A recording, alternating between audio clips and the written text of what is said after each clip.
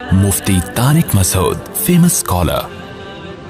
الحمد لله نحمده ونصلي على رسوله الكريم أما بعد فأعوذ بالله من الشيطان الرجيم بسم الله الرحمن الرحيم وإن يكاد الذين كفروا ليزلقونك بأبصارهم لما سمعوا الذكر ويقولون إنه لمجنون.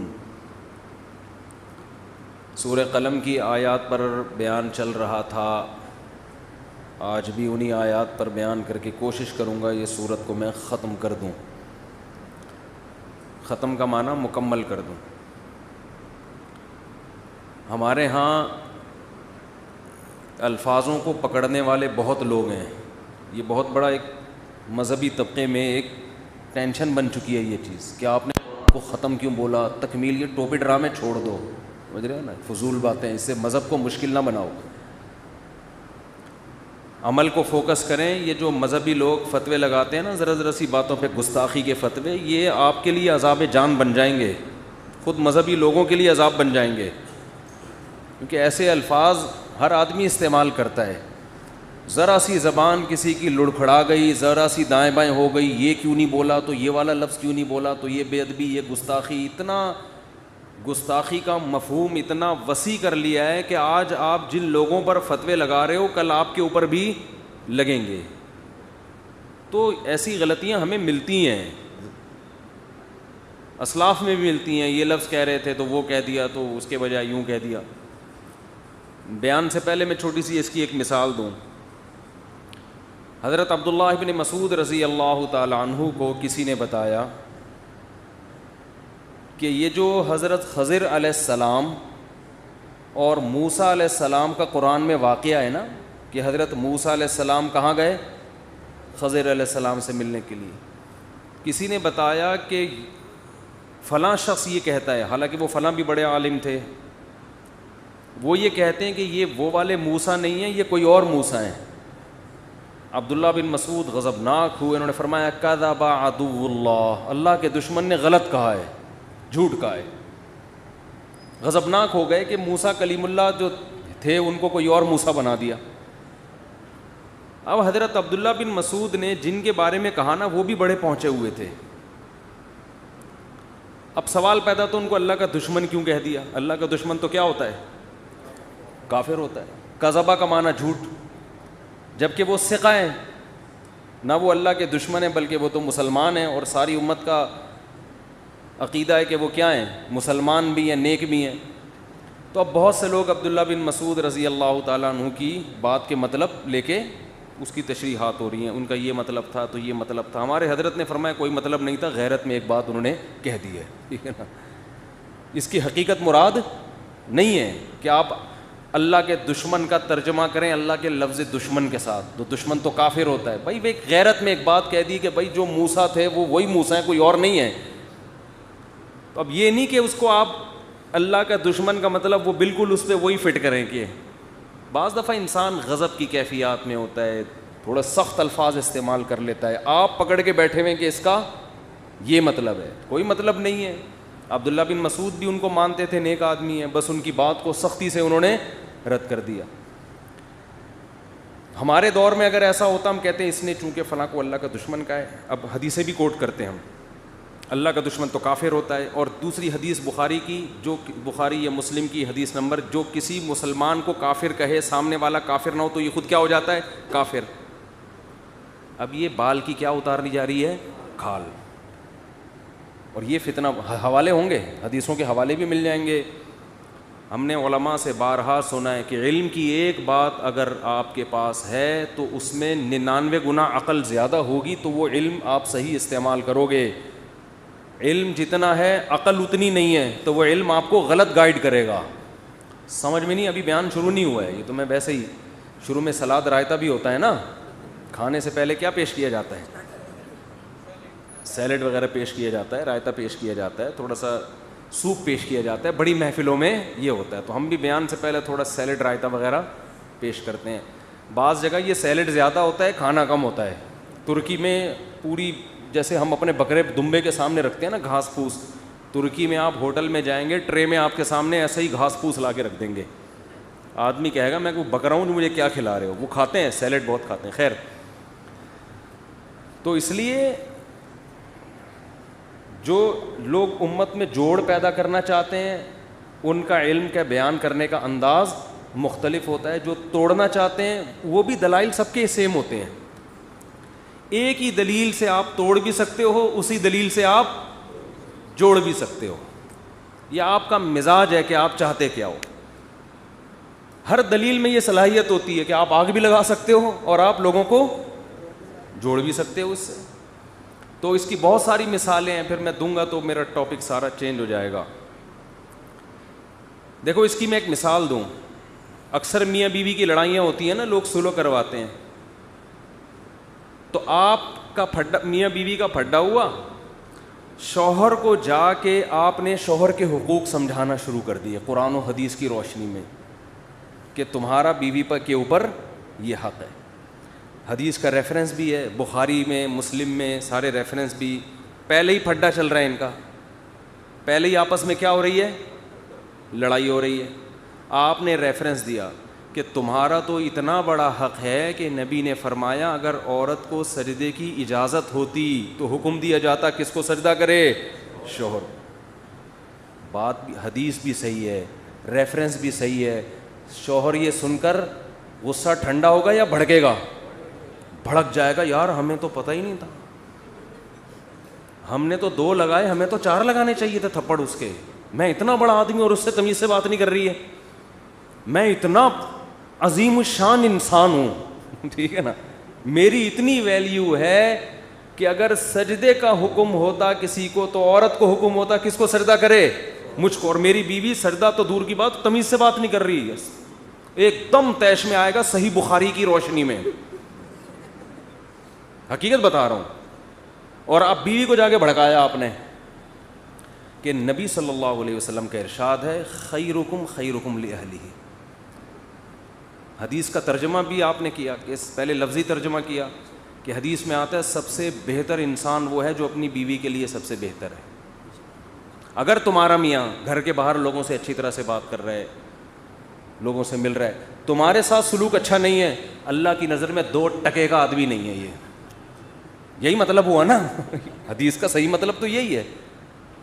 اور ریفرنس سے بات کر رہا ہے, ریفرنس. پھر آپ جو پہ اعتراض کرتے ہیں تم تو لڑا رہے ہو امت کو, کہہ رہے میں ہر بات ریفرنس سے کرتا ہوں. میں ہر بات کس سے کرتا ہوں؟ یہ الو بنانے والی باتیں ہیں.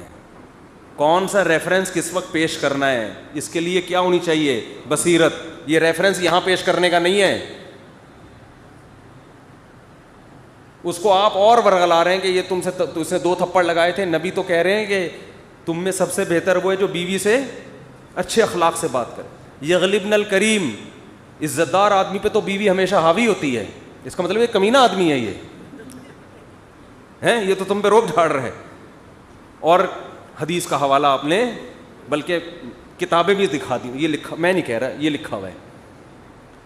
تو علم ہے, کھوپڑی بولو صحیح کام نہیں کر رہی ہے, اس کی کھوپڑی صحیح کام نہیں کر رہی ہے. نبی نے یہ جو فرمایا نا تم میں بہتر وہ ہے جو گھر میں سب سے بہتر, یہ مردوں کو حکم دیا ہے.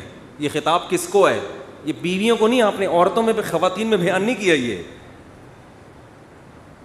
یہ ان کو سکھایا ہے. اور عورت کو خطاب کیا کہ یہ سجدے کی اجازت ہوتی تو کس کو حکم دیتا؟ تمہیں حکم دیتا اس کو سجدہ کرو. آپ کیا کر رہے ہیں؟ ادھر والا ادھر لگا رہے ہیں, ادھر والا ادھر لگا, پھڈا ہو رہا ہے. عقل مند ہو گئے آپ تو آپ شوہر کو سمجھاؤ گے بھائی تو جھگڑ رہا ہے. دیکھو نبی صلی اللہ علیہ وسلم نے فرمایا اللہ نے عورت کو ٹیڑھی پسلی سے پیدا کیا ہے. پورا سیدھا دنیا میں آج کل مرد نہیں ہوتا, عورتیں کہاں سے ہوں گی پوری سیدھی. اور حدیث میں آتا ہے رسول اللہ صلی اللہ علیہ وسلم نے فرمایا کہ اذا ذهبت تقیمها, اگر تم پسلی کو سیدھا کرنے میں لگ جاؤ گے تکسرها, تو توڑ دو گے, وہ سیدھی نہیں ہوگی. الا وان کسرها طلاقها, اور آپ نے فرمایا عورت کو سیدھا کرنے کا مطلب اس کو طلاق دینا ہے, نتیجہ گھر ٹوٹنے پر ہوگا. اگر آپ میں تمیز ہوگی تو یہ والی حدیث ریفرنس کے ساتھ یہ پیش کرو گے, اور اس کو جا کے آپ سمجھاؤ گے کہ نبی صلی اللہ علیہ وسلم نے فرمایا جس عورت کا شوہر ناراض ہو کے رات کو سو جائے اس عورت کی تہجد بھی اللہ قبول نہیں کرتا. ریفرنس ٹھیک ہے نا, یہ ریفرنس میں اپنی طرف سے نہیں کہہ رہا. اب بات سے بات چل نکلی ہے تو کچھ حدیثیں اسی اصول سے حل ہو جاتی ہیں. بہت سی حدیثیں اسی اصول سے حل ہو جاتی ہیں. نبی صلی اللہ علیہ وسلم نے فرمایا, آج کل آپ نے دیکھا ہوگا بہت سے لوگ گناہ کرتے ہیں, کبیرہ گناہ کر رہے ہیں, گناہ پہ گناہ. جب ان کو اللہ کے عذاب سے ڈرایا جاتا ہے کہ یار اس پہ پکڑ ہے, آخرت میں عذاب ہے, کیا کر رہے ہو, دلیل دیتے ہیں کہ اللہ نے ایک شخص نے پیاسے کتے کو پانی پلایا, اس پہ اللہ نے اس کے سارے گناہوں کو معاف کر دیا. تو میں بھی کچھ عیدی سینٹر میں 2-4 دیگیں دے کے آتا. میں تو کتے نہیں, میں تو انسانوں کو پانی پلا رہا ہوں, پانی بھی نہیں کھانا کھلا رہا ہوں. اور وہ مدرسہ بھی میں نے کھولا ہوا ہے اور وہ ٹرسٹ میں نے کھولا ہوا ہے, اور میں وہ جو ہے ممانی میری بیوہ ہو گئی ہیں ان کو بھی خرچ کرتا ہوں. تو میں تو ایک کتے پہ جب بخشش ہو سکتی ہے جب ایک کتے پہ انسان کی بخشش ہو سکتی ہے تو ممانی بہرحال کتے سے تو فرض کرو ممانی کسی کی بیوہ ہوئی ہوں, اللہ نہ کرے کسی کی بیوہ ہوئی ہوں, ایک مثال دے رہا ہوں, وہ کتے سے تو بہرحال بہتر ہے نا. تو میری تو اللہ بخشش انشاءاللہ پوری امید ہے کرے گا. سمجھتے ہو؟ تو یہ اصل میں حدیث گنہگار کے لیے, بولو, یہ گناہ پر جرت دلانے کے لیے نہیں ہے کہ آپ گناہ کر رہے ہیں تو مزید کرتے چلے جائیں, 2-4 کتوں کو آپ پانی پلا دیں, اس کے لیے نہیں ہے. یہ حدیث ان لوگوں کے لیے ہے جو گناہ کر رہے ہیں لیکن اب وہ دین کی طرف آنا چاہتے ہیں, گناہوں میں لت پت ہو گئے ہیں, اب وہ مایوس ہو رہے ہیں یار ہماری زندگی میں اتنے بڑے بڑے گناہ, اب ہم نے نیکی کر کے کون سا تیر مار لیں گے, ہم نیکی کر کے ہم کون سا, بول لو نا, تیر مار. اتنے بڑے بڑے گناہ ہیں, ہم نے تو لوگوں کے منہ سے نوالے چھینے, تو اب کیا کتے کو پانی پلا کے کیا ہو جائے گا. تو اس کو کہا جا رہا ہے کسی نیکی کو حقیر, آؤ تھوڑا ہمت کرو. بعض دفعہ کتوں کو پانی پلانے پہ بھی کیا ہو جاتی ہے, بعض دفعہ ہوتا ہے, یہ ہمیشہ نہیں ہوتا, بعض دفعہ اس پہ بھی ہو جاتا ہے. تو ہمت کر کے کچھ تو کرو. کسی نیکی کو یہ سوچ کے ہلکا مت سمجھو کہ اس کا کوئی فائدہ نہیں ہے, میں تو بڑا گنہگار ہوں. تو گنہگار کو نیکی کی ترغیب دی جا رہی ہے, گناہوں پہ تھپکی نہیں دی جا رہی کہ تو کرتا رہے تو 2-4 کتوں کو پانی پلا دیا کر بس, صحیح ہے نا, باقی جو بدماشیاں کر رہا ہے کرتا رہے. سمجھ میں نہیں آ رہی بات؟ علم ہوگا تو آپ اس حدیث کو اس موقع پہ بیان کرو گے. جو گناہ کر رہا ہے اس کو آپ کہو گے بھائی تو تھوڑا سا کام تو نیکی کا کر لے. وہ کہے یار میرے تو اتنے گناہ ہے, بھائی ان کو بھی چھوڑنے کی کوشش کر, لیکن سرے دس کوئی نیکی ہاتھ سے جانے نہ دے, شاید اللہ بخش دے, شاید. اس کے برعکس ایک دوسری حدیث ہے, اس حدیث میں آتا ہے رسول اللہ صلی اللہ علیہ وسلم نے فرمایا ایک عورت کو اللہ نے جہنم میں ڈال دیا ایک جرم پہ کہ اس نے ایک بلی کو باندھ دیا, نہ اسے کھلاتی تھی نہ پلاتی تھی, وہ بلی بھوک اور پیاس سے تڑپ تڑپ کے مر گئی. اللہ کو غضب آیا اور اللہ نے اس کی نیکیاں, بولو, ضائع. اس حدیث کا غلط جگہ استعمال کیا ہے. غلط استعمال یہ کہ آدمی کہے یار مجھے اب نیکی کرنے کا کیا فائدہ, میں اتنی نیکیاں کروں, ہو سکتا ہے زندگی میں کوئی ایسا گناہ ہو جائے جس سے ساری نیکیاں ضائع. یار وہ جب ایک بلی کو بھوکا مارنے پر اتنی ساری نیکیاں اللہ نے برباد کر دیں, تو ہم تو اس سے بڑے بڑے, ہم نے تو فلاں کو یتیم کا پیسہ کھایا ہوا ہے, ہم نے تو یہ کیا ہوا ہے, یہ کیا ہوا ہے, پتہ نہیں یار بخشش کا کوئی چانس نہیں ہے. تو یہ ان لوگوں کے لیے نہیں ہے, بلکہ یہ ان لوگوں کے لیے ہیں جو نیکیاں کر کے اترا رہے ہیں اور وہ کہہ رہے ہیں اب وہ گناہ کو ہلکا سمجھنا شروع کر دیا انہوں نے. بعض پرہیزگار لوگ ایسے ہوتے ہیں جو اس گھمنڈ میں مبتلا ہو جاتے ہیں کہ ہم نے اتنے نیک کام کر لیے ہیں, اب 2-4 بلیاں ہم نے مار دیں تو اس سے کوئی فرق, بولو, نہیں پڑے. اتنی نیکیاں ہم کر چکے ہیں, 2-4 بلے مار دی ہم نے, یا 2-4 بندوں کو مار دیا, یا ادھر چند لوگوں کے پیسے کھا لیے, یا چھوٹے بھائی کی وراثت آدھی دکان کھا لی ہم نے, تو اس سے کوئی فرق نہیں پڑے گا. تو ان کو ڈرایا جا رہا ہے کہ تم نیکیوں پہ گھمنڈ کر کے گناہ کو ہلکا مت سمجھو. بعض دفعہ ایک گناہ ساری نیکیوں کو کھا جاتا ہے. تو دونوں حدیثوں کو ملایا ہم نے, کتے کو پانی پلانے والی اور بلی کو بھوکا مارنے والی حدیثیں. تو ان دونوں کا صحیح مطلب کیا نکلے گا؟ صحیح مطلب یہ ہے کہ نیک آدمی نیکی پر مضبوط رہے, گناہ کے قریب مت جائے, اور گناہگار آدمی مایوس نہ ہو, آج نیکیوں کی طرف آنا شروع ہو جائے. بہت مشکل ہے بات سمجھانا اس زمانے میں. بات آ رہی ہے سمجھ میں کہ نہیں آ رہی ہے؟ تو یہ ہے کون سی حدیث کہاں فٹ ہوتی ہے. اسی طرح تقدیر کا جو عقیدہ شریعت نے بیان کیا ہے, اس کا بھی لوگ غلط استعمال کر رہے ہوتے ہیں, غلط جگہ فٹ کر رہے ہوتے ہیں اس کو. ہمارا عقیدہ ہے نا کہ سب کچھ پہلے سے کیا ہے, طے شدہ, موت لکھی ہوئی, رزق لکھا ہوا, حتیٰ کہ جنت جہنم بھی لکھا ہوا ہے. قرآن نے یہ عقیدہ بیان کیا موٹیویٹ کرنے کے لیے, مایوس کرنے کے لیے نہیں. ہم کیا ہو رہے ہیں مایوس کہ یار جب جنت بھی لکھی ہوئی جہنم بھی لکھی ہوئی تو عمل کا کیا فائدہ, جانا تو جہاں ہے وہیں جائیں گے ہم, ٹھیک ہے نا. جب صحت اور موت لکھی ہوئی ہے تو صحت بنانے کا, جب ہر ایک کی عمر لکھی ہوئی ہے تو صبح جاگنگ کی ٹینشن لینے کا. بے بول لو کیا ہو گیا بھائی جب لکھا ہوا ہے کہ یہ بندہ 50 سال میں مرے گا, تھوڑا بڑھا لیتے ہیں احتیاطاً, 80 سال میں مرے گا, ایک مثال دے رہا ہوں, ہم کیوں جلدی ماریں اس کو 30 سال پہلے. 80 زیادہ ہو جائیں گے پھر تو وہ جاگنگ بالکل بھی نہیں کرے گا, 50 ہی کر لو. فرض کرو یہ بندہ کب مرے گا, 50 سال. تو جاگنگ کا کوئی فائدہ ہے صبح صبح اٹھنے کا, کولیسٹرول لیول چیک کرنے کا, شوگر, لڈو, احتیاط, موٹاپا کم کرو, یہ سب ٹوپی ڈرامہ ہے بھائی. موت تو کیا ہے, لکھی ہوئی ہے, لکھا ہوا ہے.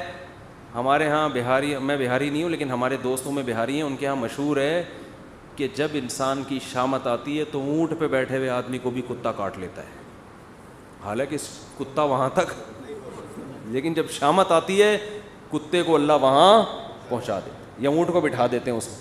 ویسے شرافت سے اونٹ چلتا چلا جا رہا ہے, کتے کو دیکھ کے بیٹھ جاتا ہے زمین. بات بالکل صحیح ہے, جب شامت آتی ہے تو ایسا ہوتا ہے. یہ تقدیر کا عقیدہ ہے کہ جو ہے وہ ہوگا, لیکن مسلمان اس تقدیر کا غلط استعمال کر رہے ہیں. غلط استعمال کیا کر رہے ہیں, عمل کا کیا فائدہ جب جنت جہنم لکھی ہوئی ہے, صحت بنانے کا کیا فائدہ جب صحت اور بیماری پہلے سے لکھی ہوئی ہے, کرونا کا ٹیکہ لگانے کا کیا فائدہ, ویکسین کا کیا فائدہ, وہ تو جو مرنا ہے وہ تو مرے گا. اور اللہ بھلا کرے موٹاپا کم کرنے کا کیا فائدہ, بھائی شوگر لکھی ہوئی ہے. تو ایک شوگر کے مریض بیٹھے ہوئے تھے ایک ہوٹل میں, بچپن کا واقعہ ہے, وہ چائے میں چینی ڈال کے نا شہد بنا رہے, پینے لگا تو کسی نے بولا بھائی تجھے شوگر ہے مرے گا. اس نے کہا ابے ان چیزوں سے کچھ بھی نہیں ہوتا. اب تک انا للہ ہو چکا ہوگا, مجھے غالب گمان یہی ہے. ابے انسان ایک پھر کہنے لگے انسان کھاتا ہوا مرتا ہوا بھی اچھا لگتا ہے. میں نے کہا ابھی مر نہیں رہا نا اس لیے کہہ رہا ہے, جب مرنے لگے گا کہے گا یار نہ کھاتا ہوا مرتا ہوا اچھا لگ رہا ہے نہ بھوکا مرتا ہوا. مرتا ہوا کوئی بھی کسی کو اچھا نہیں لگتا, اپنے آپ کو بھی نہیں لگتا. آدمی کہتا ہے میں کیوں مر رہا ہوں. تو اسباب مسلمان اختیار نہیں کرتا, یہ سوچ کے کہ کیا ہے تقدیر میں گارڈ نہیں رکھتے نا علماء. بہت سے علماء کو ہم نے دیکھا ہے, اور آج کل اس کو سادگی سمجھی جاتی ہے, سمجھا جاتا ہے. ہم حضرت جی کے پاس گئے, کوئی گارڈ نہیں تھے, ڈائریکٹ گلے ملے ان سے جا کے, اتنے سادہ اللہ, اتنے نیک. بھائی اللہ بچائے, میں کسی بزرگ کو بے وقوف نہیں کہہ رہا, لیکن عمل سے تو یہی لگ رہا ہے اگر آپ مشہور ہیں اور خطرہ ہے اور آپ کے گارڈ نہیں ہیں تو کیا ہے, بولو حماقت ہے نا یہ. کیا کراچی میں تو ایک جو جس کے نہیں بھی خطرہ ہوتا وہ بھی مر جاتا ہے. کسی بھی وقت کراچی میں کوئی کسی کی جیب میں کسی بھی ٹائم پہ بم رکھ سکتا ہے کہ نہیں رکھ سکتا. یہ آپ کو پتہ ہے اتنے ہیروئن چی کہاں گئے, کراچی میں ہیروئن چی ایک دم غائب. مجھے نہیں پتا کہاں گئے, لیکن اڑتی سنی ہے, اللہ ہی جانے. کہتے ہیں کہ جب شروع میں ٹارگٹ کلنگ ہو رہی تھی, بم دھماکے, تو بہت سے ہیروئن چیوں کو, واللہ عالم صحیح خبر ہے جھوٹی ہے مجھے یقین پتہ نہیں ہے لیکن سنی ہے, لیکن ایک دم سے جو ہیروئن چی شارٹ ہو گئے, توبہ تو نہیں کر سکتے اتنی جلدی کہ سارے دھل دھلا کے نیک ہو گئے ہوں, لیکن شارٹ ہو ایک دم سے ہو گئے. تو بعض خبریں اس طرح کی بھی ہیں کہ بم بم رکھ کے ان کو جہاں پھٹوانا تھا کہ کسی نے پیسے کھلائے بھائی تو یہ پڑیا لے وہاں چلا جا, وہ وہاں گیا ڈرین بندہ ہی اڑا دیا. واللہ ہو سکتا ہے جھوٹی خبر ہو. تو ان حالات میں مسجدوں میں سیکیورٹی کا انتظام بولو نہیں. اس کو اچھا سمجھا جاتا ہے آپ کے گارڈ نہیں ہیں, سادگی ہے, اور ماشاءاللہ بہت نیک ہیں, کوئی بھی کسی بھی وقت گلے حضرت جی سے مل سکتا. بہت سے حضرت جی ایسے دنیا میں آئے ہیں جن سے جب کوئی گلے ملائے اس کے بعد دوبارہ وہ کسی سے گلے ملنے کے قابل نہیں رہے. اخبار میں آئے وہ اگلے دن. بہت سے کیسز ہیں, جو ملا وہ بھی گیا. افغانستان میں تو بہت سے امریکیوں سے بہت سے طالبان گلے مل کے انہوں نے کباڑہ کیا ہے. بہت سے رپورٹیں آتی ہیں اس طرح کی نا, وہاں سے خبریں آتی ہیں کہ وہ گلے ملے اور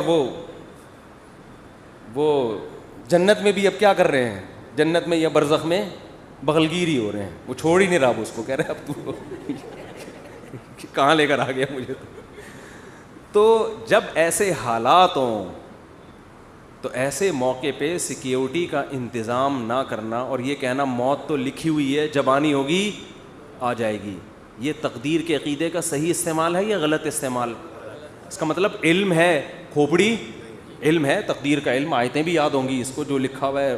حدیث میں آتا ہے رسول اللہ صلی اللہ علیہ وسلم نے عبداللہ بن عباس سے فرمایا وَعَلَمْ أَنَّمَا أَصَابَكَ لَمْ يَكُنْ لِيُخْطِئَكَ, اے نوجوان, اے غلام, لڑکے, یقین کر لے جو مصیبت تیرے مقدر میں لکھی ہے ایسا ہو ہی نہیں سکتا کہ وہ تجھے نہ پہنچے, اور جو چیز تجھے نہیں ملنے والی, جو نعمت, یہ ہو ہی نہیں سکتا کہ وہ نعمت تجھے مل جائے. رفعت الاقلام وجفت الصحف, تقدیر کے قلم سے اللہ نے جو لکھنا تھا لکھ کے قلم کو ہٹا دیا اور اس کی سیاہی بھی خشک ہو چکی ہے, اب اس میں چینجنگ نہیں ہو سکتی, سب کچھ طے ہو چکا ہے. لیکن اس کے باوجود نبی کی زندگی دیکھو, احتیاط. قرآن کہہ رہا ہے نماز کی حالت میں اسلحہ اٹھا کے نماز پڑھو میدان جنگ میں, اسلحہ رکھنے کی تمہیں زمین پہ اجازت نہیں ہے. سب ایک ساتھ نماز نہیں پڑھیں گے, آدھے پڑھیں گے, آدھے فرنٹ لائن پہ کھڑے ہوں گے. وَدَّ الَّذِينَ كَفَرُوا, کیونکہ جو دشمن ہے وہ چاہتا ہے لَوْ تَغْفُلُونَ عَنْ أَسْلِحَتِكُمْ, کہ تم چند لمحوں کے لیے بھی اپنے اسلحے سے غافل ہو. اور غافل ہو کے کیا کر رہے ہیں؟ نماز. یہ نہیں کہ کوئی خدا نخواستہ کوئی گناہ میں مشغول ہیں, اللہ کی طرف مشغولیت کی وجہ سے دشمن سے کیا ہو رہے ہیں؟ غافل. یعنی عبادت میں مشغول ہونے کی وجہ سے کیا ہو رہے ہیں؟ دشمن سے غافل.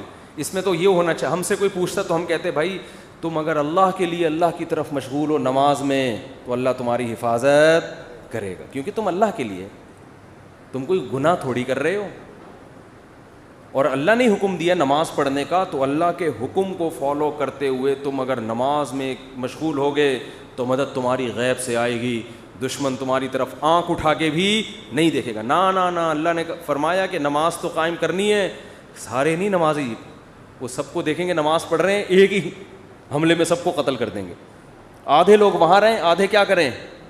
نماز پڑھیں. اور اگر یہ بھی ممکن نہ ہو, مثال کے طور پر اتنی بڑی تعداد نہیں ہے مجاہدین کی کہ آدھے وہاں رہ کے دفاع کر سکیں, تو اللہ نے فرمایا جماعت چھوڑ دو. فرجالاً او رکبانا, انفرادی بھی نہیں پڑھ سکتے تو پیدل موقع ملتا ہے چلتے ہوئے پڑھ لو, اور گھوڑے پر موقع ملتا ہے تو گھوڑے پہ نیت باندھ لو. گھوڑے سے اترنے کی بھی اجازت بولو نہیں آ رہی بات میرا خیال. تو یہ صحابہ بڑے آرام سے کہہ سکتے تھے بھائی جو لکھی ہوئی ہے وہ تو آ جائے, ہم تو نماز میں مشغول ہیں. ہمارے حضرت کے ہاں پہرا ہوتا تھا نماز کے دوران. جب حضرت نماز پڑھاتے تھے ممبر پہ گارڈ آ کے کھڑا ہوتا تھا, ایسے ریپیٹر لے کے یوں دیکھ رہا ہوتا تھا. بہت سے لوگوں نے حضرت کو لکھا یہ کون سا اسلام ہے؟ نماز میں ہم اللہ کی طرف مشغول ہیں اور محراب پہ ممبر پہ کون کھڑا ہوا ہے؟ گارڈ کھڑا ہوا ہے. نماز کے دوران یہ کیا ہے؟ میں نے فرمایا کہ نماز کے دوران نہیں بم پھٹ سکتا کیا؟ نماز کے دوران کوئی نماز توڑ کے نمازیوں پہ فائرنگ نہیں کر سکتا. یہ کون سی کتاب؟ یہ تو کسی کتاب میں نہیں لکھا کہ جی اللہ نے کہا ہے کہ جب تم نماز پڑھو گے تو نہ بم پھٹے گا, نہ کوئی دہشت گرد اندر داخل ہو سکتا ہے, اور تم سب سجدے میں ہوگے تو فرشتے تمہاری حفاظت میں لگے. نہ قرآن میں بھی نہیں لکھا, نہ حدیث کسی کتاب میں نہیں لکھا. یہ بہت سے مسجدوں میں بم دھماکے نماز کے دوران ہوئے ہیں. اچھا کچھ ویڈیوز میں نے دیکھی یوٹیوب پہ, اس میں بتایا کہ امام کا تقویٰ دیکھیں, زلزلہ آیا امام صاحب کھڑے ہوئے ہیں نا, کام پی رہے ہیں کھڑے ہوئے, زلزلہ آ رہا ہے امام صاحب کیا کر رہے ہیں, ایک ایک کر کے مقتدی کھسک رہا ہے لیکن امام صاحب زندہ باد. یہ حماقت ہے پرلے درجے کی. نبی نے فرمایا نماز میں اگر سانپ دیکھو تو یہ نہیں فرمایا کہ خشوع و خضوع میں مشغول رہو, سانپ تمہارا کچھ بھی نہیں بگاڑے گا. صحیح بخاری مسلم کی غالباً حدیث ہے, آپ نے فرمایا اس کو مارو, قتل کرو سانپ کو. نماز توڑ دیں آپ جا کے, اس کو قتل کریں. بھائی کسی کو مار دے گا, نماز پڑھ لینا آرام سے, ورنہ نماز جنازہ ہوگی تھوڑی دیر میں پھر 15-20 آدمیوں کی. اللاجیکل باتیں آج بہت سے مذہبی لوگوں کا حصہ بن چکی ہیں, ان کی سوچ کا. اللاجیکل بات جب کریں گے, بات ایسی کریں گے, آدمی کہے گا تو چپ رہتا تو زیادہ اچھا. اللاجیکل بات, اور اس کو سمجھتے ہیں بزرگی اور کمال. اسی وجہ سے مار بھی کھا رہے ہیں لوگ. بہت سے دینداروں سے نفرت کرنے لگے ہیں کہ یار ان کی باتیں کھوپڑی میں آنے والی نہیں ہے, یہ پتہ نہیں کون سے زمانے کی باتیں کر رہے ہیں, یہ بس نہیں چلا جا سکتا دین پہ بھائی. یہ تو میں یہ عرض کر رہا تھا, ادھر قرآن نے حکم دیا کہ نماز کے دوران بھی, کیونکہ ایسا نہ بلا وجہ کلاشن کوفے لے کے مسجدوں میں آ جائیں جہاں خطرہ ہو. میدان جنگ میں تو خطرہ ہوتا ہے نا, تو قرآن کیا کہہ رہا ہے, نماز میں بھی آپ نے اسلحہ اٹھا کے نماز پڑھنی. اور آدھے لوگ ادھر ہوں گے, یہ بھی نہ ہو فرجالن او رکبانا, تو پیدل یا سوار ہو کے نماز پڑھو. جماعت سے نماز ایسے موقع پہ کیا ہے, معاف ہے, کیونکہ اصل مسئلہ کیا ہے, وہاں کا مسئلہ ہے, پہلے اس کو نمٹاؤ. اور سناؤں آپ کو آگے میں, پوری امت کا اس پر اجماع ہے کہ اگر دشمن آپ کے قیدیوں کو ڈھال بنا کے لے آئے سامنے, لڑائی ہو رہی ہے, بہت سے آپ کے مسلمان قیدی دشمن کی قید میں تھے, سمجھ رہے ہیں, بہت سے آپ کے مسلمان قیدی کہاں تھے, دشمن کی قید. میدان جنگ میں وہ سامنے لے آئے ان کو فرنٹ پہ, معصوم بچے ہیں یا عورتیں ہیں یا معصوم مسلمان ہیں. اب آپ اگر فائر کریں گے تو کس کو لگے گا, مسلمان کو. آپ اگر تیر چلائیں گے تو ہو سکتا ہے کوئی معصوم بچے کو. میدان جنگ میں انہوں نے ڈھال بنا دیا, آپ کے لیے جائز ہے فائر کرنا ایسے موقع. وجہ اس کی یہ کہ اگر اس بیس پہ آپ رک گئے تو وہ غالب آ جائے گا, وہ تو آپ کو قیدی بنا کے لے جائے گا, وہ تو آپ کو اس سے زیادہ قتل کرے گا. اب مجبور ہیں, آپ نے نیت کرنی ہے دشمن کو مارنے کی, لیکن چونکہ لاجک کیا کہتی ہے, لاجک یہی کہتی ہے بھائی آپ کے علاوہ اب آپ کے پاس اس کے علاوہ کوئی آپشن نہیں ہے, کیونکہ وہ ہمیشہ پھر یہ کریں گے. تو اس لیے ایسے موقع پہ جنگ میں اگر آپ کے اپنے جو ڈھال بنائی ہوئی انہوں نے ان بندوں پہ گولیاں لگ رہی ہیں, تو تمام فقہا کا اس پر اجماع ہے کہ میدان جنگ میں آپ کو اجازت ہے اپنے آدمی قتل کرنے کی. نیت اپنے آدمیوں کی نہ ہو, نیت کس کی ہو, ان کی ہو. یہ مجبوری ہے, اس کے بغیر ہو نہیں سکتا. آج کوئی مذہبی آدمی اس طرح کی بات کرے, لوگ کہیں گے کیا کہہ رہا ہے, اپنے لوگوں کو قتل کرنے کی باتیں کر. عام حالات میں نہیں ہے, جب ڈھال بنا کے لائیں تو ہم نیت اس کی کریں گے دشمن کی, کہ بھائی اب مجبوری ہے, اگر مارا جا رہا ہے تو کیا کریں, ورنہ تو وہ ایسے موقع پہ کسی نے یہ نہیں لکھا کہ ہم مسلح بچھا کے بس اب تو ہمارے پاس دعا کے علاوہ کوئی آپشن نہیں. ہم کہیں گے اللہ یہ معصوم مسلمان ہمارے سامنے لے آئے, اے اللہ بس معاف کر دے, اے اللہ کیا کر, ہم تو مجبور ہیں. اب تو اللہ کہے گا بھائی زمین میں جب تک ہو تو جو اسباب اختیار کرے گا مدد اس کے ساتھ ہوگی. سمجھ رہے ہو, مدد کس کے ساتھ ہوگی, جو گراؤنڈ ریئلٹی کو دیکھے گا. جنگ میں ایسا ہوتا ہے, چالیں چلی جاتی ہیں جنگ میں, مختلف حربے استعمال کیے جاتے ہیں. تو میں یہ عرض کر رہا تھا, یہ جو تقدیر کا عقیدہ ہے اس کا صحیح مطلب کیا ہے, اس کو سمجھیں. صحیح مطلب یہ ہے, کام کرنے سے پہلے آپ نے کامیابی کے تمام ذرائع, تمام وسائل, تمام اسباب بھرپور طریقے سے استعمال کرنے ہیں. سمجھ میں نہیں آ رہی بات؟ مثال کے طور پر آپ چاہتے ہو میں 90 سال تک زندہ رہوں, ہر آدمی چاہتا ہے. نہیں چاہتے تو بتا دیں, ہاتھ کھڑا کریں. جو حضرات سبھی چاہتے ہیں, ہر آدمی چاہتا ہے میں 90 سال تک. بہت سے لوگ اس لیے بھی چاہتے ہیں تاکہ پہلی والی مرے, اللہ معاف فرمائے, غلط سوچ ہے. ان کو پتا ہوتا ہے ہماری زندگی میں اس کے مرنے کا کوئی چانس بہت غلط سوچ ہے, یہ میں بتا دوں, لیکن ہے بعض لوگوں کی. تو ہر آدمی چاہتا ہے, عورتیں بھی مرد بھی. آپ نے کیا کرنا ہے, اور اللہ کی طرف سے بھی اجازت ہے, حدیث میں آتا ہے, مفہوم حدیث کا, مسلمان کی جو لمبی عمر ہے وہ اس کے حق میں کیا ہے, رحمت ہے. اس کی زندگی میں رمضان کے روزے زیادہ ہوں گے, اس کی زندگی میں صدقات زیادہ ہوں گے, اس کی زندگی میں زکاتیں زیادہ ہوں گی. تو اعمال کا ایک بہت لمبی عمر مسلمان اگر نیکیاں کرے اس میں تو بہت بڑی اللہ کی نعمت ہے, بہت بڑی رحمت ہے. اس کے پاس اعمال کا ذخیرہ بہت زیادہ, اس کے پاس لیلۃ القدریں زیادہ ہوں گی, اس کے پاس بقرعید کی قربانیاں زیادہ ہوں گی, بہت کچھ اس کے پاس زیادہ ہوگا. اب آپ نے کیا کیا, آپ نے کہا بھائی زندگی چاہیے, اللہ نے حکم دیا اسباب اختیار کرو. سمجھتے ہو, جو بھی اسباب, اور ہر چیز کے ماہرین سے پوچھا جاتا ہے کہ اس کا سبب کیا ہے. آپ چاہتے ہو, آپ کے پاس W11 ہے, مزدہ ہے, آپ چاہتے ہو کہ یہ لانگ لائف ہو اس کی, تو آپ مفتیوں سے پوچھو گے, آپ کس سے پوچھو گے, میکینکس, جو مزدہ کے میکینک ہوتے ہیں. آپ کے پاس 1 to 5 ہے, آپ 1 to 5 کے جو میکینک ہیں ان سے پوچھو گے, یار میں چاہتا ہوں جو میری بائک آج جیسی چمک رہی ہے اور جیسی انجن کی پاور آج ہے 20 سال کے بعد بھی یہ ایسی رہی, تو آپ کو بتائے گا بھئی آئل جلدی چینج کر لیا کرو, مینٹیننس کا خیال کرو, یہ کرو, وغیرہ وغیرہ وغیرہ. آپ کسی مولانا صاحب کے پاس آؤ گے تو وہ آپ کو اس کا جواب بولو نہیں, وہ یہ بتائے گا کہ یعنی اگر آپ لمبی عمر چاہتے ہو, یہ باڈی بھی تو ایک مشین ہے نا, تو آپ اس کے لیے ڈاکٹروں کے پاس جاؤ گے, علماء کے پاس نہیں. علماء کے پاس صرف یہ پوچھنے کے لیے آؤ گے کہ لمبی عمر کا اسلام میں کوئی فائدہ بھی ہے یا نہیں ہے, یہ بتا دیں آپ مجھے. باقی عمر, صحت کیسے ہوگی, عمر میں اضافہ کیسے ہوگا, یہ کون بتائے گا, یہ میں نہیں بتاؤں گا.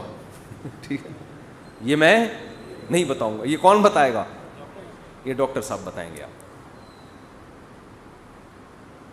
تو اب ڈاکٹروں سے پوچھا جائے گا تو آپ کو ڈاکٹر بتائیں گے بھائی کولیسٹرول لیول چیک کرو وغیرہ, جو بھی بتاتے ہیں. اب وہ الگ بات ہے, خود بہت جلدی مر جاتے ہیں وہ.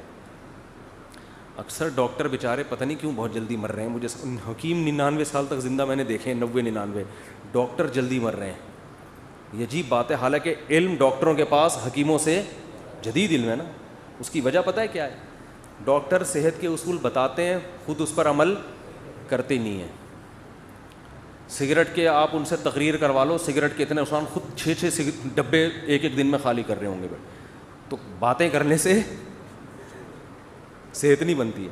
حکیموں کو ہم نے دیکھا ہے جو بیسک صحت کے اصول ہیں نا ان کو فالو کر رہے ہوتے ہیں. رات کو جلدی سونا, صبح جلدی اٹھنا, صبح لمبی واک کرنا, تھوڑا کھانا, یہ بیسک اصولوں پر 90-95 سال کے ہم نے بہت دیکھے. تو وہ بیسک اصولوں کو نا لے کے چل رہے ہوتے ہیں. خیر, تو آپ کو پتہ چل گیا بھائی صحت کا یہ اصول ہے, تو آپ نے جاگنگ شروع کر دی, جم جانا شروع کر دیا, یہ بھی ہو گیا, وہ بھی ہو گیا. اونٹ پہ ایک دن بیٹھے, پاگل کتے نے کاٹ لیا آپ کو اور آپ کیا ہو گئے, مر گئے, ہسپتال میں پڑے ہیں. یہاں تقدیر کام آئے گی. اب آپ نے غم نہیں کرنا, یار میں نے تو اتنا کچھ کیا, میں نے یہ, میں یوں. تو ایسے موقع پہ, یہ اس موقع کی حدیث ہے, وَعْلَمْ أَنَّمَا أَصَابَكَ لَمْ يَكُنْ لِيُخْطِئَكَ. نبی حضرت عبداللہ بن عباس سے فرما رہے ہیں کہ یقین کر لے جو مصیبت تجھے پہنچی ایسا ہو ہی نہیں سکتا تھا کہ وہ نہ پہنچے. بس اللہ نے مقدر یہی کیا ہوا تھا. تم نے اپنے اسباب اختیار کر لیے, تمہیں ثواب مل گیا, لیکن اللہ نہیں چاہتا تھا. بات آ رہی ہے سمجھ میں؟ تو ہو جاتا ہے ایسے موقع پہ ہے, پہلے نہیں ہے, کام کے بعد ہے, بشرطے کہ آپ نے کام پورا کیا ہو. آپ نے کام پورا کیا ہو. اگر آپ نے کام پورا نہیں کیا تو پھر تسلی کا آپ کو حکم نہیں ہے. آپ شوگر کے مریض ہیں, 6 لڈو کھا کے آپ کی شوگر ہائی ہو گئی, آپ پڑے میں کہہ رہے ہیں مقدر میں یہی لکھا ہوا تھا, گناہ ملے گا ایسے الفاظ کہنے سے. اللہ کہے گا یہ لکھا ہوا تھا مگر تیری حماقت کے ساتھ لکھا ہوا تھا. اللہ کو پتا تھا یہ اس کو شوگر ہے, پھر بھی یہ حماقت کرے گا. تو اللہ کو پہلے سے پتا ہوتا ہے نا کون بے وقوف ہے, کون عقل مند ہے, کون حماقت. اللہ نے اس لکھ دیا تھا کہ یہ کمبخت گناہ کرے گا, ورنہ تجھے کس نے بتایا تھا کہ یہ لکھا ہوا ہے؟ سمجھ میں نہیں آ رہی بات؟ تو تقدیر کا عقیدہ, آپ نے تمام اسباب اختیار کر لیے, رزلٹ 0 ہے.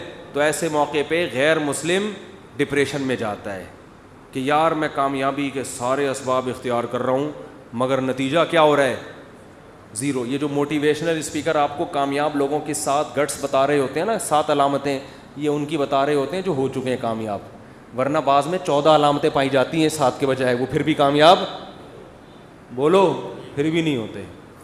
یہ تو آپ کو وہ بتا رہے ہوتے ہیں 7, وہ ہے نا مشہور کتاب ہے 7 ہیبٹس, کچھ اس طرح کا نام ہے اس کا, 7 عادتیں کامیاب لوگوں کی, اس میں وہ بڑی خاندانی عادتیں, تو اس میں پھر وہ فلانا جو تھا وہ یوں ہو گیا تھا, وہ اتنا ہو گیا, وہ ویسے ہو گیا. بھائی یہ کتاب اس میں بھی لکھو فلانے میں 7 کے بجائے کتنی علامتیں تھیں, یہ 7 بھی تھیں اور الگ سے گریوی میں 7 اور بھی تھیں اس کی, ٹھیک ہے. 7 تو یہ کامیاب لوگوں کی, اور 7 بہت زیادہ کامیاب لوگوں کی اضافی اس میں قدرت کی طرف سے انسٹال ہوئی تھی. 14 علامتیں ٹوٹل پائی جاتی تھیں, جو دریافت ہو سکتا ہے اس کے علاوہ بھی پائی جائے, لیکن وہ اونٹ پہ ایک دن بیٹھا اور پاگل کتے نے اس کو کاٹ لیا, تو وہ ساری علامتیں کہاں گئیں؟ ہوتا ہے ایسے. اور میں اکثر امام شافعی کا ایک شعر پڑھتا ہوں. امام شافعی بہت بڑے شاعر تھے, ان کا ایک شعر ہے, وہ شعر کہتے ہیں کہ اذا سمعت بان مشدودا حوا عودا فاثمر في يديه فصدقي واذا سمعت بان محروما اتى ماء ليشربه فغاض فصدقي یا فحققی. امام شافعی فرماتے ہیں کہ اگر تمہیں پتہ چلے نا کسی کی اچھی قسمت ہے, خوش قسمت آدمی, اس نے ایک دن لکڑی ہاتھ میں پکڑی اور لکڑی نے وہیں پھل دینا شروع کر دیے, ابھی اس نے اس کو زمین میں دبایا بھی نہیں, درخت بھی نہیں, پانی کھاد یہ اس پروسیس سے گزرے بغیر ہی قدرت نے اس کا ایسا ساتھ دیا کہ لکڑی نے یا بیج نے ہاتھ میں ہی پھل دینا شروع کر دیے. فصدقی, تصدیق کر دیا کرو, خوش قسمتوں کے ساتھ ایسے واقعات ہو جاتے ہیں. مٹی میں ہاتھ ڈالیں سونا بن جاتی ہے, وہ ہوتا ہے نا, جس کاروبار میں ہاتھ ڈال رہے ہیں وہ ایک دم چلنا شروع. ایسے بہت سے لوگ ہم نے دیکھے, وہ گولے گنڈے کی ریڑھی لگائیں کروڑپتی ہو جاتے ہیں, اور جناب وہ جس کام میں ہاتھ ڈالتے ہیں برکت. اور ایسے لوگ بھی ہیں, کوئی کروڑپتی تاجر نے ان کو بلا کے صرف چائے پلا دی اپنی دکان پہ, مشورہ لے لیا چھوٹا سا, اور کاروبار ٹھپ ہونا شروع. کروڑوں کے کاروبار جب ان کے حوالے کرو تو ایک دم بیٹھ جاتا ہے وہ. بعض دفعہ ان کی اپنی حماقت ہوتی ہے, بعض دفعہ اللہ کی طرف سے بھی ہوتا ہے. تو فرماتے ہیں وَإِذَا سَمِعْتَ بِأَنَّ مَجْدُودًا حَوَا عُودًا فَأَثْمَرَ فِي يَدَيْهِ فَصَدِّقِي. خوش قسمت آدمی کے بارے میں اگر تم نے سنا کہ لکڑی ہاتھ میں پکڑی اور اس نے پھل دینا شروع کر دیا, مان لیا کرو ایسے واقعات ہو جاتے ہیں خوش قسمتوں کے ساتھ. وَإِذَا سَمِعْتَ بِأَنَّ مَحْرُومًا أَتَى. اور جو بدقسمت آدمی ہے اس کے بارے میں کبھی یہ خبر سننے کو ملی کہ اس کو صرف پانی چاہیے تھا, کوئی کروڑوں اربوں روپے بھی اس کی خواہش بیچارے کی نہیں, وہ کہہ رہے ہیں پانی مل جائے, مجھے پیاس لگ رہی ہے, اور اسباب ایسے پیدا ہوئے کہ بھرا ہوا کنواں, اب تو ملے گا ہی پانی. اب وہ خوش ہو گیا کہ اب تو میری قسمت جاگ گئی. بھائی صرف 1-2 گلاس نہیں, کنواں کیا ہے, بھرا ہوا اور میرے قریب ہی ہے, اب تو پانی تو ملے گا, میں تو کروڑوں بھی نہیں مانگ رہا اللہ سے. وہ پانی پینے کے لیے آیا, کنویں نے اس کو دیکھ کے, پانی نے جب اس کو دیکھا اس کو دیکھ کے نیچے ہو گیا کہ تجھے نہیں پی, سب کو ملے گا تجھے نہیں ملے گا. یعنی پانی نے جب اس کو دیکھا نا یہ آیا ہے, پانی نے کہا میں نیچے جا رہا ہوں. میں اس کو دیکھ کے, یہ شاعری میں تو تھوڑا مبالغہ ہوتا ہے بات سمجھانے کے لیے, اس کو بھی لوگ پڑھ کے بیٹھ جائیں گے یار امام شافعی اتنے بڑے محدث, یہ کیسی باتیں ہیں. بھائی یہ سمجھانے کے لیے ہے نا, یہ سمجھانے کے لیے. تو کہتے ہیں وہ دیکھ کے نیچے چلا جائے تو کیا کرنا ہے, حقیقی اس کو بھی صحیح قرار دے دیا کرو. یار ہوتا ہے بعض دفعہ اونٹ پہ بیٹھے آدمی کو کتے کاٹنے کا مطلب یہی ہے. تو لیکن یہ کب سوچنا ہے, کام ہونے کے بعد. جیسے غزوہ احد میں مشورے ہوئے, سب کچھ ہوا, شکست ہو گئی, تو اللہ نے کیا فرمایا, غم کرنے کی اجازت نہیں. تلک الایام نداولها بین الناس. یہ ایام ہم الٹ پلٹ کرتے ہیں, کبھی ان کو فتح, کبھی تمہیں فتح, کبھی ان کو شکست, کبھی تمہیں شکست. بس یہ تو اللہ کے, اگر ہمارے ہی اس کاموں سے سب کچھ ہونے لگے تو ہم میں اور اللہ میں کوئی فرق رہے گا پھر؟ ابے کیا ہو گیا بھائی, کیوں سمجھ میں نہیں آ رہا, تو یوں ہی تھوڑا سا کیا کرو نا. اگر ہمارے ہی کرنے سے سب کچھ ہو رہا ہو تو پھر ہم میں اور اللہ میں کوئی فرق ہے؟ پھر تو ہم تو اللہ بن گئے نا. جو کر رہے ہیں وہ ہو رہا ہے, ایسا نہیں ہے. بعض دفعہ ہم کچھ کریں گے ہو جائے گا, بعض دفعہ پورا زور لگا دیں گے کچھ بھی نہیں ہوگا. مائیکل جیکسن نے صحت اور زندگی پر جتنا زور لگایا تھا نا زندہ رہنے کی, اس نے ایسی کوشش کی ہے کہ میں اور آپ خواب میں بھی اس کوشش کا تصور نہیں کر سکتے. دیکھو ہمیں نہیں پتا ہمارے گردے صحیح کام کر رہے ہیں کہ نہیں کر رہے ہیں, ہمیں نہیں پتا ہم نے تو لنگس ونگس کا کوئی ٹیسٹ کرایا نہیں, چل رہے ہیں توکل پہ یار, سانس آ رہا ہے, صحیح ہوں گے انشاءاللہ اللہ نے چاہا. ہم تو اس امید پہ جی رہے ہیں, اور اللہ نہ کرے گردے خراب ہو گئے, ہمارے پاس تو اسپیئر میں کوئی گردہ عین موقع پہ ہوگا, پہلے میں فلاں کا گردہ پکڑ, فلاں کا گردہ پکڑ, وہ بھی ریلیشن, لوگوں کو پتہ نہیں ملتا بھی ہے کہ نہیں ملتا, یہ ٹینشن ہوگی کہ نہیں, ملے لگ گیا ٹھیک ہے, نہیں لگا انا للہ و انا الیہ. مائیکل جیکسن نے کہا یہ رسک میں نہیں لے سکتا. مائیکل جیکسن نے کوئی بندہ پکڑا, ڈاکٹر صاحب اس کا گردہ لگ سکتا ہے؟ ڈاکٹروں نے کہا ہاں لگ سکتا ہے. اس نے کہا تیرا گردہ میں نے اتنے کروڑوں میں خرید لیا, ابھی اپنے اندر ہی لگا رہنے دے. اگر بالفرض فیوچر میں مجھے کڈنی کی ضرورت پڑی تو تیرا جو رائٹ والا کڈنی ہے وہ تیرا نہیں ہے, وہ کس کا ہے؟ میرا, اور اس کے ایڈوانس پیسے پکڑا. یہ ہر مہینے پیسے دینا یہ حرام ہے, یہ اسلام میں یہ جائز نہیں ہے, لیکن ان کے یہاں کیا حلال حرام, جب ڈانس کرنا حلال ہے ان کے تو باقی کیا رہ گیا. تو یہ سارے جو پارٹس جو لگ سکتے ہیں اس کے پہلے سے سودے ہوئے گئے. ہم کورونا کے باوجود غلط کر رہے ہیں, گلے مل رہے ہیں ایک دوسرے سے, اچھا کام نہیں ہے. اگر اس وقت مائیکل جیکسن زندہ ہوتا نا, کورونا کی ٹینشن سے ویسے ہی اس نے مر جانا تھا, کہ بتا رہا ہوں, کیونکہ وہ ہاتھوں میں گلوز پہنتا تھا کہ کسی کے ہاتھ سے ہاتھ مس ہوگا, اور جراثیم کی الیک میں برداشت نہیں, میں اپنے جراثیم کو کسی دوسرے کے جراثیم کو عید ملنے کی اجازت نہیں دے سکتا اپنے جراثیم کے ساتھ. اگر وہ غالب آ گئے اور میرے والے کمزور پڑ گئے تو میرا کیا بنے گا. آرمی بھیجی انہوں نے کہ بھائی اس کو اٹھاؤ, اس کا اتنا بڑا شو ہونے والا ہے, کروڑوں روپے کے ٹکٹ بک گئے ہیں, پولیس آئی, فوج آئی, نیٹو نے حملے کیے ہوں گے, اٹھ جا بھائی. اس نے کہا بھائی میں ایسا سویا ہوں مجھے دنیا میں کوئی بھی نہیں اٹھا سکتا, کیونکہ یقین نہیں آ رہا تھا کہ یہ کیسے سو گیا یار, پتہ ہی نہیں چلا کب روح نکلی ہے, دار خالق حقیقی سے جا ملی. تو یہاں مائیکل جیکسن کے لواحقین اول تو ہوتے ہی نہیں, ان لوگ کے لواحقین بھی نہیں ہوتے زیادہ, ان لوگوں کے لواحقین بھی زیادہ, نہ شادی ہوتی ہے نہ بچے ہوتے ہیں, لواحقین تو ہم لوگ کے ہوتے ہیں بھائی. میں نے بتایا تھا نا گدھے کا کوئی باپ اس کو گدھا نہیں کہہ رہا مائیکل جیکسن کو, ایک مثال دے رہا ہوں. گدھے کا نہ ماموں ہوتا ہے, نہ خالہ ہوتی ہے, نہ پھپھی, نہ چاچا, نہ بھتیجا, نہ بھانجا. تو اگر آپ نکاح کے بغیر زندگی گزارتے ہو, گدھا نکاح کے بغیر زندگی گزارتا ہے نا, تو نہ اس کا خالہ ہے, نہ بھتیجا ہے, نہ ماموں, نہ چاچا. جو نکاح کے بغیر زندگی گزارتے ہیں ان کا بھی نہ باپ ہوتا ہے, نہ خالہ, نہ چاچو, نہ ماما. مائیکل جیکسن کا تھا, لیکن میں ایک مثال وہ بہت سمٹ کے بہت تھوڑے سے رہ گئے, ایک عدد ابا اور شاید ایک آدھ کوئی وہ ہیں, بیوی تھی, بچی بھی ایک, چلو بہت بزرگ تھے ان کے. یہ بہت بڑا خاندان تھا مائیکل جیکسن کا کہ ایک عدد بیوی اور ایک عدد بچی, بہت عظیم خاندان. شادی پہ کتنے لوگ آئیں گے یار, اب شادی کس کی, بیٹی کی شادی پہ, سوری, ایک گورے نے کتاب لکھی ہے ٹینشن سے بچنے کی. اچھا جو بیٹی ہوتی ہے نا اس کا بھی باپ سے ریلیشن کیا ہوتا ہے وہ میں آپ کو اس کتاب میں بتا رہا ہوں. یعنی ایک بیٹی پیدا ہوئی, ان کا مائیکل جیکسن کی نہیں, ایک نارمل جن کی ہوتی ہے. گوروں میں ایک شخص نے, ماہر نفسیات نے کتاب لکھی ہے گوروں کو ٹینشن سے بچانے کے لیے. ٹینشن تو بہت زیادہ ہے نا وہاں پہ, ڈپریشن سے بچانے کے لیے. اس میں ایک بات لکھی ہے کہ اگر آپ کسی ٹینشن میں ہیں تو سب سے پہلے یہ طے کرنا ہے کہ یہ ٹینشن کسی اور کی ہے یا آپ کی ہے. بعض دفعہ آپ کسی اور کی ٹینشن میں خود لے رہے ہو. پھر اس نے مثال دی جیسے بیٹی کی شادی, اس نے کہا یہ بیٹی کی ٹینشن ہے, آپ کی یار تو کیا کہہ رہا ہے یار. اس نے کہا یہ آپ کی ٹینشن نہیں ہے, یہ کس کی ٹینشن ہے. تو آپ تو اس کو لطیفہ اس لیے سمجھ رہے ہو کہ ہمارے ہاں باپ بیٹی کا ریلیشن بہت مضبوط. بیٹی کو اتنی ٹینشن نہیں ہوتی جتنی باپ کو ہوتی ہے, کیونکہ بچیاں تو نہ سمجھ ہوتی ہیں, ان کو نہیں پتا ہم فیوچر کو تباہ کر رہے ہیں. باپ کو زیادہ ہوتی ہے. تو بھائی آپ خدا کے لیے ایسی کوئی کتاب نہ لکھیں, آپ جب ماہر نفسیات ہوں تو لکھیں کہ اگر آپ کی بیٹی کی ٹینشن ہے تو وہ آپ کی ٹینشن ہے, اس کو حل کس نے کرنا ہے, کیونکہ آپ اس کے باپ ہو. صرف بلڈ ریلیشن نہیں ہے, ایک روحانی ریلیشن بھی ہے باپ بیٹی میں.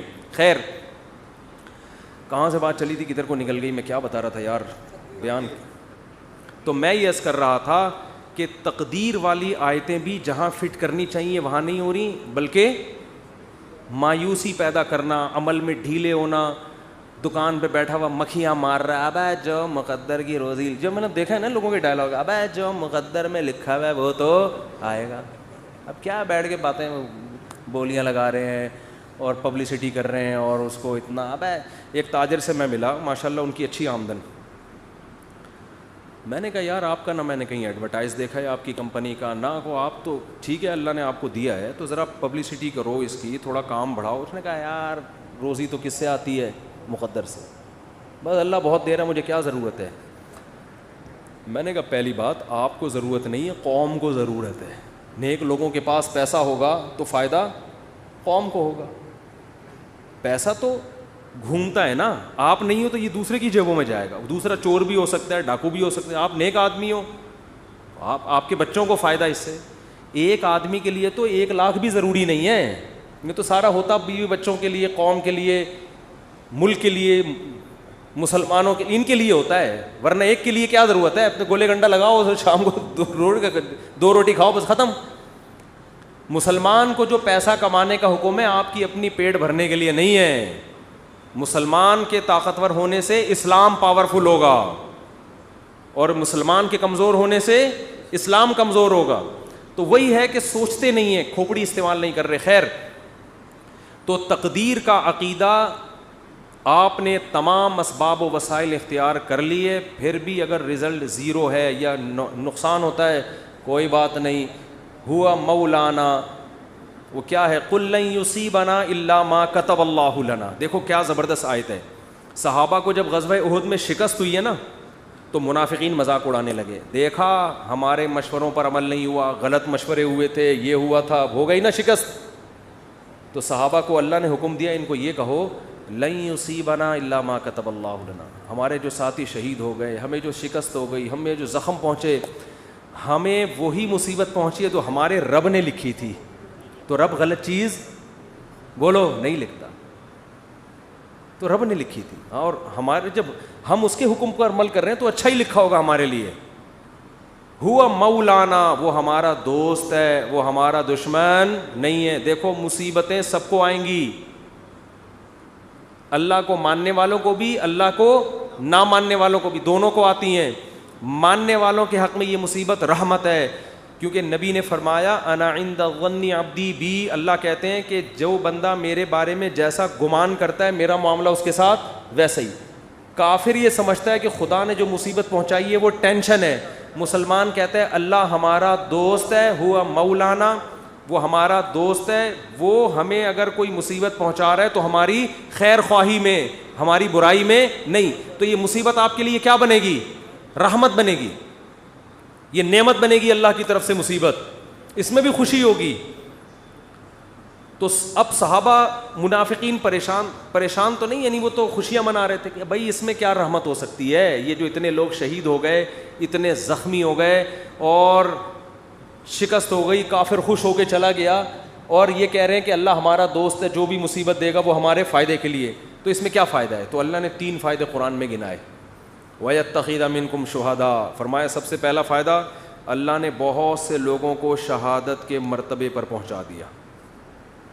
مرنا تو اب بھی تو سبھی دنیا سے چلے گئے نا, کوئی زندہ ہے ان میں سے؟ بھائی جو نہیں شہید ہوئے وہ بھی چلے گئے, جو منافق تھے جو باتیں کر رہے تھے وہ بھی قتل ہو گئے یا مر گئے. لیکن نام کس کا لیا جاتا ہے؟ غزوہ احد کے شہداء کا. حضرت حمزہ رضی اللہ تعالیٰ عنہ کی قبر مبارک پانی کے کنارے پر تھی. عمر بن عبدالعزیز کے دور میں کسی کو خواب آیا کہ وہ انہوں نے بتایا کہ پانی گزر رہا ہے اور میری میت کو یہاں سے نکالو. تو وہاں سے ان کی جب میت کو نکالا گیا تو بالکل تازہ خون بہہ رہا تھا. شہداء کا خون تو میں نے خود سونگا ہے, اور کچھ شہداء کے خون کی خوشبو تو میں نے اپنی ناک سے سونگھی ہے. 6 مہینے بعد بہت سے شہداء ہوتے ہیں ان کا جسم سلامت ہوتا ہے, یہ تو اللہ دنیا میں دکھا دیتا ہے. وہ میں نے بتایا تھا نا ریڈ کراس والوں نے ایک وہ لگائی ہے کہ بعض لوگوں کی قبر خون سے خوشبو آتی ہے, بعض کی خون سے خوشبو نہیں آتی. یہ ریڈ کراس کی رپورٹ ہے, وہ ان کی آفیشیل ویب سائٹ پہ میں نے دیکھی تھی, وہ انہوں نے اڑا دی ہے وہاں سے. ٹھیک ہے نا, حالانکہ خود ان کی اپنی رپورٹ تھی, وہ وہاں سے انہوں نے کیا کر دیا, خبر ہی اڑا دی. اور ہمارے بہت سے ساتھیوں نے تو بہت سے کی سونگی ہے, جن میں مفتی عتیق الرحمان شہید رحمۃ اللہ علیہ جو درس قرآن دیتے تھے, 6 مہینے بعد ان کی خبر کھلی ہے. 6 مہینے بعد بھی جسم سے خون بہہ رہا تھا, اور ان کا بیٹا میرا شاگرد ہے, اس نے مجھے بتایا کہ میں نے خود اپنی ناک سے خوشبو بھی سونگی اور باڈی بھی 6 مہینے بعد بھی سلامت. تو یہ مقام مرنے کے بعد عام لوگوں کو ملتا ہے, بولتے کیوں نہیں؟ تو اللہ کہتے ہیں غزوہ احد میں اگر فتح ہوتی تو اتنے سارے لوگوں کو شہادت کا مرتبہ نہ ملتا.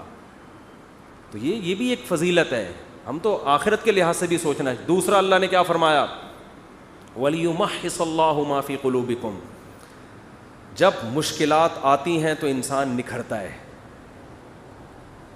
ممی ڈیڈی والے بچوں کو آپ کبھی بڑا کام دنیا میں کرتے ہوئے نہیں دیکھیں گے. دنیا میں آپ ممی ڈیڈی بچوں کو بڑا کام, دوسری شادی بھی نہیں کر سکتے, آہستہ سے آپس کی بات ہے, یہ ہماری آپس کی بات ہے, اس کا بیان سے کوئی تعلق نہیں ہے. تو پہلی بھی نہیں کر سکتے, دوسری تو دور کی بات ہے. امی سے پوچھتے ہیں امی کر لوں, مجھے بتا رہے ہوتے ہیں نا, امی کہ نہیں ابھی نہیں, تو کہنا چلو پھر بعد میں سے. تو امی سے تو پوچھنا چاہیے, لیکن ایک عمر ہوتی ہے 40 سال تک سے پوچھ رہا ہے, یار تو بس کر اب, بس ہو گیا یار, 40 سال تو اب ہو گئی نا, اب امی سے پوچھے بغیر کر لو یار, اس عمر میں تھوڑی. ویسے تو اماں ابا سے پوچھنا ہی چاہیے, کہاں کرنی ہے اس میں پوچھنا چاہیے, کرنی نہیں کرنی اس میں پوچھنے کی ضرورت, تو کرنی ہے, کہاں کرنی ہے یہ بتا دو آپ, یہ پوچھنا چاہیے. اچھا خیر, تو اللہ کہتے ہیں کہ یہ مشکلات دیکھو, دنیا میں جہاں بھی فورسز کو ٹریننگ دی جاتی ہے تو گدوں پہ نہیں دی جاتی, ایئر کنڈیشن کمروں میں اور گدوں پہ سلا کے آرمی کو ٹریننگ نہیں دی جاتی کہ جی آپ نے کیڈٹ کالج میں گئے, سوری آپ نے جو ہے نا وہ کیڈٹ بھرتی ہو گئے, اب آپ کی 1 سال کی ٹریننگ ہے, آپ فوج میں گئے, جی کہاں ٹریننگ دی جائے گی, جی وہ فلاں مولٹی فارم کا گدا ذرا ایسا ہے اس پہ چوٹ نہیں لگتی, وہاں آپ کو ہم اچھل کود سکھائیں گے. ایسا ہوتا ہے, ان کو ٹریننگ دی جاتی ہے مشکلات میں, جنگلوں میں. اور وہ جو SSG کمانڈوز ہوتے ہیں, SSG کمانڈوز سے ایک میں نے انٹرویو لیا کچھ دن پہلے, اتنی ٹف ٹریننگ, میرے ہوش اڑ گئے یار. میں نے کہا انسان ہو یار, کیا ہو تم, 30-35 آدمی رہ گئے تھے, پتہ نہیں کتنے ہزار گئے تھے اس میں ٹریننگ میں. تو بہت ٹف ٹریننگ ہوتی ہے, لیکن وہ ٹف ٹریننگ کے بعد لائف بن جاتی ہے, پھر کوئی کام ان کو ٹف لگتا نہیں. اس نے مجھے بتایا کہ SSG ٹریننگ میں اتنی ٹف ٹریننگ ہوتی ہے, جنگلوں میں چھوڑ دیتے ہیں بغیر پانی کے, بغیر خوراک کے, اور اس ٹف ٹریننگ میں بہت سے لوگ بھاگتے, جو بھاگنے چاہتا ہے اس کو بھاگنے دیتے ہیں کہ بھئی یہ زبردستی والا کام نہیں ہے. بھاگتے بھاگتے تھوڑے سے لوگ آخر میں رہ جاتے ہیں. تو ٹف ٹریننگ کا فائدہ کیا ہوتا ہے, لائف آپ کی بن جاتی, پھر کوئی کام آپ کو ٹف لگتا نہیں, آپ چل سکتے ہو, آپ دوڑ سکتے ہو, پھر بہت اچھی زندگی گزرتی ہے, آپ ہنسی خوشی زندگی. جیسے پاکستانی جب باہر جاتا ہے تو سویڈن اور آسٹریلیا جیسے ملک میں ان کو ٹینشن نہیں ملتی تو وہ پاگل ہونے لگتے ہیں. اتنی ٹینشنیں دیکھی ہوتی ہیں, وہاں جا کے گوگل پہ ٹینشن لکھ کے تلاش کر رہے ہوتے ہیں, بھائی کہیں سے کوئی ٹینشن ملے تو ہمیں سوڑا, جتنی بجلی استعمال کر رہے ہو اتنا بل آ رہا ہے. اور حکومت بے روزگاروں کو بھی الاؤنس دے رہی ہے. ہسپتال میں جاؤ, اتنے خوبصورت ہسپتال, میں نے تھائی لینڈ کا ہاسپٹل دیکھا, بھائی اتنا خوبصورت, گدے مدے, بھائی اتنا, گھر میں آدمی کو وہ سہولت نہیں مل رہی ہوتی, تو اتنا کوئی ٹینشن ہی نہیں ملے گی تو بعض دفعہ آدمی عادی ہو جاتا ہے نا ٹینشنوں کا. دوسری شادی والا تو ایسے ملکوں میں رہ ہی نہیں سکتا, حقیقت بتا رہا ہوں آپ کو میں. تو میں یہ عرض کر رہا تھا, قرآن نے کیا کہا کہ جو زخمی ہوئے اور یہ جو اتنا مسائل آئے, اس سے اللہ تمہارے دلوں کو کیا کر رہا ہے, نکھار پیدا کر. شاعر نے کہا ہے نا, آئینہ بنتا ہے رگڑے لاکھ جب کھاتا ہے دل, کچھ نہ پوچھو دل بڑی مشکل سے بن پاتا ہے دل. دل کو جب رگڑے لگتے ہیں نا, خواہشات کے خلاف چلتا ہے انسان, پھر دل کیا ہوتا ہے, چمکتا ہے. جس کی ہر خواہش پوری ہو اس کا دل مردہ ہو جاتا ہے. تبھی رمضان میں نور پیدا ہوتا ہے دل کے اندر, بھوکا پیاسا رہ کر کھانے پینے سے نور پیدا نہیں ہوتا, نحوست آتی ہے, ہر خواہش آپ کی پوری ہو رہی ہے. تو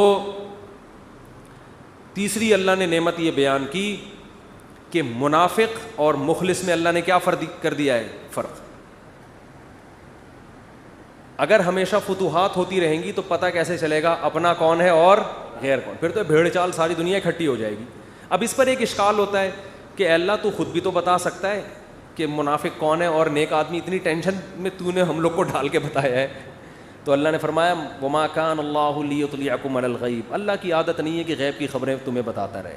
اللہ نے دنیا کو دارالاسباب بنایا ہے, اسباب میں ڈالے گا تم نکھرو گے, اس سے پتہ چلے گا اپنا کون ہے اور غیر کون. اگر اللہ نہیں کرنا ہوتا تو سب کچھ اللہ ویسے ہی کر دیتا.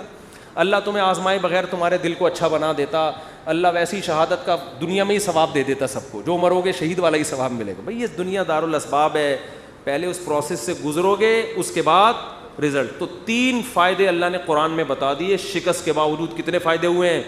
3.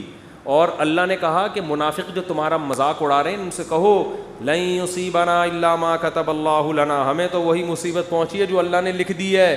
ہوا مولانا, وہ ہمارا دوست ہے.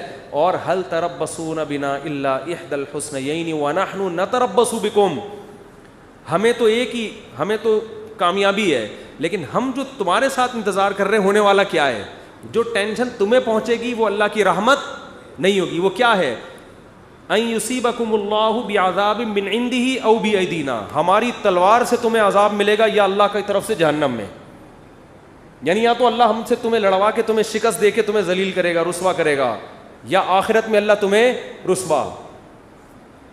تو بات سمجھ میں آ رہی ہے تقدیر کے عقیدے کا فائدہ کیا ہو رہا ہے؟ کام سے پہلے تو اسباب اختیار کرنے, کام ہونے کے بعد ما کتب اللہ لنا, جو مقدر میں تھا. اس سے بڑا سکون ملتا ہے خدا کی قسم. اور جن کا تقدیر پر ایمان نہیں ہے نا, ساری زندگی کنفیوز, ساری زندگی. بہت سے لوگ ہم نے دیکھے کاروبار میں بہت مشورے کر لیے سب کچھ, اب کاروبار شروع کیا, یار پتہ نہیں یہ والا کرنا چاہیے تھا کہ بھی نہیں کرنا چاہیے تھا. ہماری ایک ریلیٹو خاتون تھی, انہوں نے اپنے بچے کو کون سے اسکول میں پڑھانا ہے 6 مہینے لگا دیے ان کی کھوپڑی میں بات. پھر اسکول میں ایڈمیشن کروایا تو ٹینشن, وہاں والا زیادہ اچھا تھا یہاں والا. یہ کنفیوژن اس کو ہوتی ہے جس کا تقدیر پر ایمان. بھئی آپ نے اسباب اختیار کر کے ایک فیصلہ کر لیا, فتوکل علی اللہ, کیا کرنا ہے اللہ پہ توکل. شادی بیاہ میں بہت ہوتا ہے یار یہاں کرنی ہے کہ وہاں کرنی ہے کہ یہاں کر, پھر جب ہو گئی ابے یار وہاں کر لیتا تو, مجھے بتا بھی رہے تھے. یہ انسان کی فطرت ہے. ہم جب کالج میں پڑھتے تھے نا تو ہمارے ایک دوست تھے, ان کو پینٹیں خریدنے کا بہت شوق تھا, پہننے کا بھی خریدنے کا بھی. تو ہم ایس ایم سائنس کالج سے نکلتے, یہ بولٹن مارکیٹ میں نا پوری پینٹوں کی شرٹوں کی دکانیں ہیں. ان کے بچے اب تو ماشاء اللہ بیٹھے ہوئے ہیں, بیان میں یہ بیٹھے ہوئے, ان کے ابا کی بات کر رہا ہوں. تو وہ کیا ہوتا تھا, وہ پینٹ خریدی, گھنٹہ لگا دیتا وہ. اب تو نیک بن گئے, ان کے ابا کی بات کر رہا ہوں, وہ ناراض نہ ہو جائے. وہ بیان میں ایڈیٹنگ بھی وہی کرتے ہیں, یہ والا قصہ نکال نہ دیں کہیں, بیان میں ایڈیٹنگ بھی انہی کے ذمہ ہے. گھنٹہ لگا دیتے تھے وہ ہمارے دوست صاحب پینٹ خریدنے میں, یار یہ والی نہیں, یہ والی, یہ والی نہیں, یہ والی. 1 گھنٹے کے بعد جب خریدی تو اگلی دکان میں جو پینٹ ہے وہ اس سے اچھی, یار یہ والی. تو یہ انسان کی نیچر ہے, یہ سب کے ساتھ ہوتا ہے. آپ منڈی سے جانور خریدیں, صبح سے لے کے رات تک خریدنے میں لگا دو گے آپ. سودا لے کے جیسے ہی نکلے, ابے یار یہ کتنے کا, یہ 80 کا, ابے میں نے 85 میں کیا پکڑ لیا یار. یہ ہوتا ہے. اپنی چیز کے علاوہ دنیا کی ہر چیز اسی وقت اچھی لگنا شروع. شادی کرتے ہی اپنی بیوی کے علاوہ ہر ایک کی بیوی اچھی لگنا شروع ہو جاتی ہے. یہ شادی شدہ لوگوں کے ساتھ مسئلہ ہے. جیسے ہی شادی کریں گے نا اپنی کے علاوہ ہر ایک کی اچھی لگ رہی ہے. یہ ان لوگوں کی عادت ہے جن کا تقدیر پر ایمان بولو نہیں ہوتا. تو آپ نے ہر کام سے پہلے اسباب اختیار کریں. جب کام ہو گیا تو بھائی اللہ کے لیے, میرے اللہ کے علم میں میرے لیے اس سے بہتر نہ گائے تھی نہ بیوی تھی, ٹھیک ہے, نہ بچڑا تھا نہ بیوی, نہ بکرا, نہ, اللہ کے علم میں میرے لیے اس سے بہترین بکرا کوئی بھی نہیں تھا. اگرچہ یہ صبح سے بک رہا ہے, بول رہا ہے کچھ نہ. تو اسی طرح جب خوب محنت کرو, جب ہو گئی شادی ہو گئی, اللہ کے علم میں اس سے بہتر میرے لیے کوئی بیوی ہو نہیں سکتی. اس کی خامیاں ہیں یار, خامیاں تو سب میں ہوتی ہیں. ہمارے حضرت فرمایا کرتے تھے کہ جب تک شکر کا جذبہ پیدا نہیں ہوگا, جب تک یہ عقیدہ نہ رکھیں کہ جتنی خوبصورت میری بیوی ہے, چاہے وہ جتنی ٹیڑھی میڑھی ہو, آڑی ترچھی, اللہ کے علم میں میرے لیے اس سے خوبصورت کوئی بھی نہیں تھی. وہ ہوں گی بہت ساری, وہ میرے لیے اللہ نے پیدا ہی نہیں کی. میرے لیے جتنی عورتیں تھیں نا, ان میں سب سے خوبصورت یہ تھی. جب تک یہ جذبہ نہیں ہوگا آپ کو سکون. اور عورت بھی یہ سوچے بھائی جتنے میرا میاں کتنا ہی آڑا, ڈینٹنگ پینٹنگ کا بہت کام ہے اس میں, ٹھیک ہے نا, بہت کام ہے, لیکن اللہ کے علم میں میرے لیے اس سے بہتر ہسبینڈ ہو نہیں سکتا. وہ ہوں گے. وہ خواتین کی بھی عادت ہے ناشکری والی. عورتیں اکثر اپنے میاں سے بحث کر رہی ہوتی ہیں, اس کے میاں کو دیکھا وہ تو یہ شاپنگ کراتا ہے, وہ تو یہ خریداری کرتا ہے. اس کے میاں میں جو خامیاں ہیں وہ بیان نہیں ہوتی. ایک صاحب کہنے لگے, ایک خاتون نے کہا کہ بھئی وہ انگریز شوہر ہے, وہ اتنا تھینک یو, اتنے اچھے اخلاق سے اپنی بیوی سے بات کرتا ہے, اور ایک آپ وہ گالیوں سے بات شروع کرتے ہو, گالیوں پہ ختم کرتے ہو. تو میں نے کہا گالیاں والی تو نہیں دینی چاہیے, لیکن اس کو بولو یہ جو انگریز ہوتے ہیں نا, صرف تھینک یو کے علاوہ ایک دھیلا اپنی بیوی کو دے کے دکھائے. تو آپ اپنی وائف سے بولو کہ سارا نان نفقہ میرا معاف کر دو, گیس بجلی کا بل معاف کر دو. پھر اور اس ہر نوٹ کے بدلے میں ایک تھینک یو.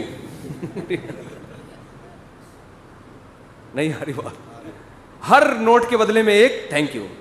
تو تھینک یو کی گردان پوری بیٹھ کے سنا دے گا, زندگی میں کبھی اس کی پیشانی میں بل نہیں آئے گا.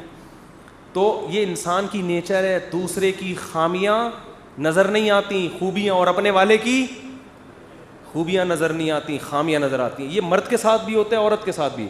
لیکن جن کی طبیعت میں اللہ نے شکر کا جذبہ رکھا ہے, تقدیر پر ایمان رکھا ہے, وہ کہتے ہیں اللہ کے علم میں میرے لیے اس سے بہتر کوئی بھی نہیں.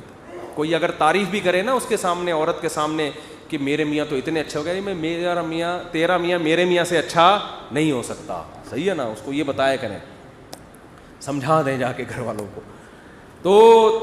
تو بیان یہاں سے شروع ہوتا, بس ختم کرتا ہوں اب میں. یہاں سے بیان شروع ہوا تھا کہ کون سی حدیث کدھر فٹ کرنے کی ہے. اس کے لیے حوالہ کافی نہیں ہے, اس کے لیے ایک عدد کھوپڑی کا ہونا ضروری ہے. اور یہ فقہی مسائل میں بھی ہے. آج جو ہر آدمی مجتہد بنا ہوا ہے نا, مسئلے نکالے جا رہے ہیں احادیث سے, قرآن سے, تو قرآن کی ہر آیت, قرآن کی ہر حدیث, نبی کی ہر حدیث, اس کا ایک مفہوم ہوتا ہے. وہ مفہوم دوسری احادیث کو سامنے رکھ کر بیان کیا جاتا ہے. ان احادیث کو پس پش ڈال کے بیان نہیں کیا جاتا. ایک مثال دے کے بیان ختم کرتا ہوں. امام احمد ابن حنبل کے پاس ایک شخص آیا اور اس نے کہا کہ میں اپنی بیوی کو طلاق دینا چاہتا ہوں باپ کے کہنے پر. امام احمد نے فرمایا مت دو. اس نے کہا حدیث میں تو آتا ہے کہ عبداللہ بن عمر کو حضرت عمر نے کہا. حضرت عمر کے بیٹے کون تھے؟ ابن عمر. حضرت عمر نے اپنے بیٹے کو کہا تھا بیوی کو طلاق دے دو, تو نبی نے کہا تھا باپ کی بات مانو. حدیث اس نے پیش کی, اور آپ کیا کہہ رہے باپ کی بات نہ مانو. تو امام احمد ابن حنبل صرف حدیث کا علم نہیں جانتے تھے, بلکہ مجتہد اور فقیہ بھی تھے. فقیہ کا مطلب جو اجتہاد کرتا ہے, جو غور کرتا ہے, اسی گہرائی میں جاتا ہے. انہوں نے فرمایا حل ابو کا مثل عمر, کیا تمہارے ابا عمر جیسے ہیں بھائی؟ نبی کو پتہ تھا یہ بات کس کی ہو رہی ہے, عمر کی. وہ اگر حکم دے رہے ہیں تو یہ غلط حکم نہیں ہو سکتا. تمہارے ابا کا کیا بھروسہ بھائی, ایسے ہی کسی کا گھر اجاڑنے میں لگے ہوئے ہوں. تو آج اگر ہم کہیں کہ بھائی ماں جب بھی کہے بیوی کو طلاق دے دو, باپ جب بھی کہے, تو پہلے ہی شادیاں نہیں ہو رہی, اس کے بعد جو ہوئی ہے وہ بھی بیٹھ جاؤ آرام سے. تو اس میں دیکھنا پڑتا ہے, حدیث کے ریفرنس حوالے سب لے کے بیٹھے ہوئے ہوتے ہیں. اس لیے علماء کہتے ہیں مجتہد کو فالو کیا جائے گا, پروفیسروں کو فالو نہیں کیا جائے گا قرآن و سنت کے بارے میں, مجتہدین کو. تبھی تو ان 4 اماموں پر امت نے اعتماد کیا ہے, ابو حنیفہ, مالک, شافعی, احمد بن حنبل. اگر اتنا آسان ہوتا تو امت کہتی کوئی بھی آ جائے بھائی ریفرنس کے ساتھ, بس جو بھی حدیث پیش کرے گا ہم اس کی بات مانیں گے, ایران توران میں ہم نہیں پڑھیں گے. تو ہم مجتہدین کی اتباع کا حکم دیتے ہیں, ہم باپ دادا کی اندھی اتباع کا حکم نہیں دیتے, اندھی تقلید کا حکم نہیں دیتے. تو اللہ تعالی ہمیں فقہی بصیرت عطا فرمائے. اور کون سی چیز کہاں لگانی ہے اس میں ہمیں اللہ بصیرت عطا فرمائے. بیان کہاں سے شروع ہوا تھا لیکن چلو جو ہوا صحیح ہو گیا. سوال دے دو. حدیث میں آتا ہے کہ دیندار لڑکی کو نکاح میں ترجیح. سوال یہ کہ انہوں نے کہ بہت دیندار ہو لیکن پسند ہی نہیں آ رہی ہو تو پھر نہ کرو اس سے. بہت سی دیندار ایسی میں جو دیندار بھی ہو پسند بھی آئے نا. تو حدیث کا مطلب ہے کہ جب بہت ساری پسند آ رہی ہوں تو ان میں دیندار کو مالدار پہ ترجیح دو. بہت سے لوگ مال کو دیکھ رہے ہوتے ہیں زیادہ, تو دیندار کو ترجیح دو کس پر؟ باقیوں پر. اور بعض دفعہ یہ بھی ہوتا ہے کہ کوئی تھوڑی خوبصورت ہے کوئی زیادہ خوبصورت ہے, جو کم ہے وہ دیندار ہے لیکن بہت بدصورت بھی نہیں ہے, تو دین کی وجہ سے اس کا ایک عیب پہ کیا ہو گیا, تلافی ہو گئی. تو دین کو ایسے موقع پہ ترجیح دینی چاہیے.